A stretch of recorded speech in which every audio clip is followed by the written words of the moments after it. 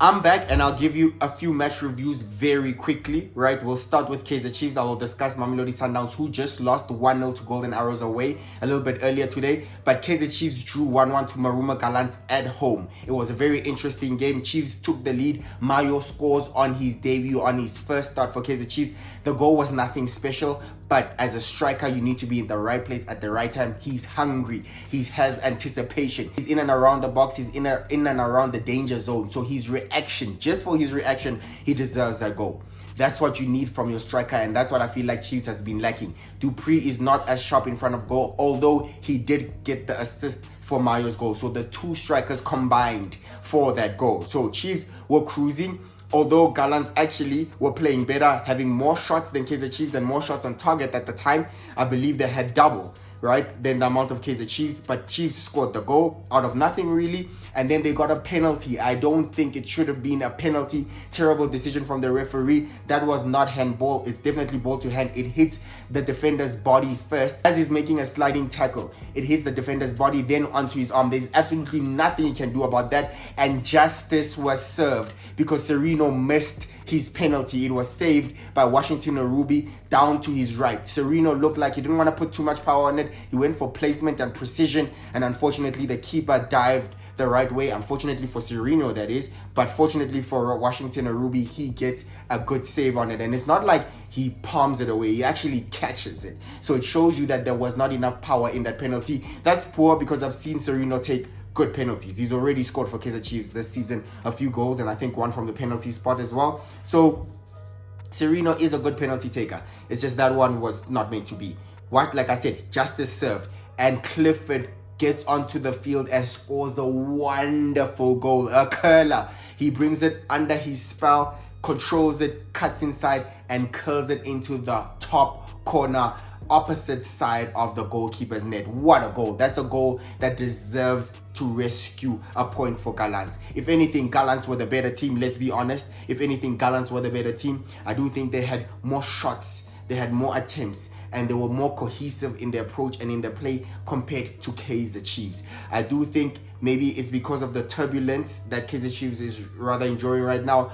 Loss of confidence, 2 back-to-back defeats in the league and in CAF. So there's quite a little bit of pressure on Kaizer Chiefs. Coach Nabi as well. We understand that he's currently not really the coach of Kaizer Chiefs. He's not at the helm, and maybe there will be a split. So right now it's topsy-turvy for Amakosi, and it's showing on the pitch as well. Yeah, I do think, for me, I should say, Mduduzi Shabalala, when he came on, I was so disappointed. He lost so many balls. He really lost so many balls when he came on. Possession, you need to be tidier in possession. Keep control of that ball and make the right passes, make the right decisions. He was giving away possession very cheaply, was Mduduzi Shabalala. I have not been impressed with him this season as a whole. I don't think he's having a good campaign, and maybe it explains why he's starting on the bench. Lilepo as well, when he came on, he didn't have impact. Mayo, maybe due to lack of match fitness, he couldn't even play 60 minutes, so those changes were forced. Gaston Sereno was also having a bad game, so he was subbed too, but I think that actually affected the combinations of Kaizer Chiefs, because I do think they became worse after the subs. So with that being said, that is my review of the game. I do think definitely Marumo Gallants deserve to get something of the game, and with a goal scored like that by Clifford, what a goal, probably goal of the week. That goal deserves to get something from game. I don't think you can score that goal and lose. It will be a shame. It will be a shame if you score a goal like that and lose the game. So well deserved by Marumo Gallants. Chiefs need to improve. We were saying the whole time that Chiefs struggle to keep clean sheets. One is not enough. They need a second, and they had a chance to get a second. Penalty was missed, and also they were not very, peppering. They were not peppering Washington Arubi's goal with lots of shots. I think the speed of the play needs to improve, Kaizer Chiefs. The intensity, the urgency. You could see in the 10 minutes before Gallants scored, you could see they changed it. Coach made subs. They switched the tactics. They were hungry. There was intensity, urgency in their play. They were going forward, going at Kaizer Chiefs. The combinations, the pressing, everything was intensified, and they end up scoring a goal. That's what you should show when you want to go. Show some seriousness. And I don't think Chiefs had that in order to go get a second. And then when they wanted to wake up Chiefs, it was already too late. The game was going towards the end, and Gallants held firm. And it is 1-1, and it's a point shed. So what does the log look like? That result means Chiefs are still in third place. Chiefs are on 14 points after 7 games played. Pirates are just below fourth on 12 points. However, they do have a game in hand on Kaizer Chiefs. So if Pirates win that game on 7 games played each, Pirates would then leapfrog Kaizer Chiefs if they win that game in hand. Sundowns have played 9 games. They have just lost to Golden Arrows and they stay on 18 points and stay in second. So Chiefs do have, though, 2 games in hand over Mamelodi Sundowns. You win those, then you would leapfrog Mamelodi Sundowns on the table. Sekhukhune, my dark horse for this season. I said it at the very beginning. After I saw them play as well against Orlando Pirates, I reiterated that Sekhukhune are my dark horses. They are my dark horses for this league. Very dangerous team, very well coached team, and they have goal scorers like Hobla, and their midfield is packed with quality. Munare, everyone in Sekhukhune, and I like Tukula, the defender. You know that there's a whole cohesion with how Sekhukhune is playing. They are first, 1 point above Mamelodi Sundowns on 19 points, 7 games played, literally 2 games in hand over second place Mamelodi Sundowns. They have an opportunity to establish an early lead and they should take it. So for me, Sekhukhune needs to take this opportunity. They should realize that maybe this is not the season where Sundowns runs away with it. This is not the season, maybe, like last season, last 2 seasons. If you look at Sekhukhune's trajectory, they're actually getting more points every single season. And we know they've been finishing in the top 4. And they were just short. Literally the last day where it all capitulated and it went wrong, they were short of making a CAF spot by finishing 3rd. Stellies have also dropped in quality this season. So it's a big opportunity for them to establish possibly a top 3, top 2 finish if they're not going for the league. And right now, to me, it's open. Why not? Why not? This could be one of those seasons. But just to touch on Sundowns, again, it looks like pressure is on Mikel Cardoso. Sundowns have been undefeated in 14, but it seems like the fans are not happy. I don't think as Sundowns you're going to win every single game. Sundowns drew to Marumo Gallants. Gallants, by the way, 2 back-to-back draws against Mamelodi Sundowns and Kaizer Chiefs. So impressive from them. They, I think, would be happy with that result. But disappointing from Sundowns. They drew to Gallants and they've now lost to Golden Arrows. Now, there is pressure building on Cardoso. They're also complaining about his style of play.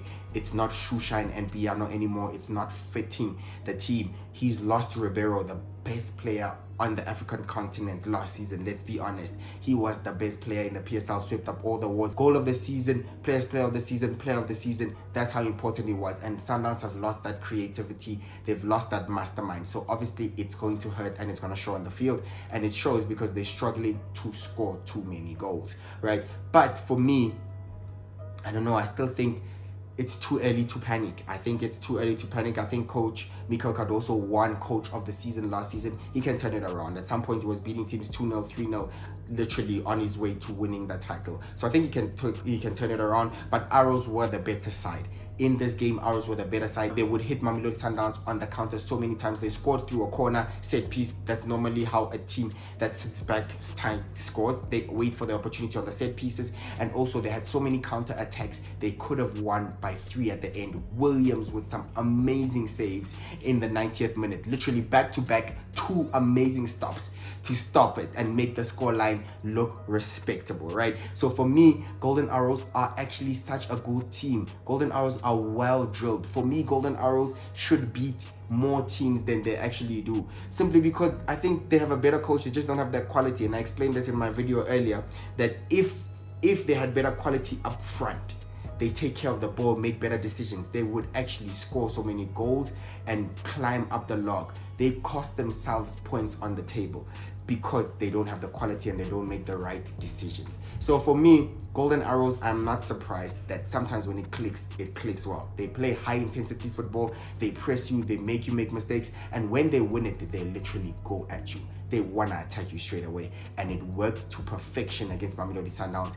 And obviously, there's some rivalry there. It's personal. Mangoba was fired, right, by Mamelodi Sundowns. He was fired for Coach Mikel Cardoso. So it's personal. So these are the games that Sundowns or a team can lose because it's just more than a game sometimes. And we know last season as well, Sundowns did struggle against Golden Arrows, right? So let's be honest. At some point, Sundowns was going to lose. But I feel like let's not overreact. I think Masanda wanna maybe try not overreact.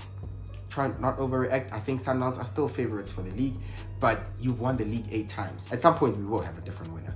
at some point you will have a different winner. I think Sundowns fans are expecting a quadruple from Coach Cardoso. They want the league, they want all the cups domestically, and they want the CAF Champions League. You're not going to win every single cup. And at some point, eras end. At some point, eras come to the end. Is this the time that the era comes to an end for Mamelodi Sundowns? We will find out, but it's set up beautifully for the rest of the season. Thank you so much for watching. Please subscribe. I'll see you on the next video. Thank you so much for watching. Bye-bye. Ladies and gentlemen, it's match day. Who will be there? Do you care though? Who will be there?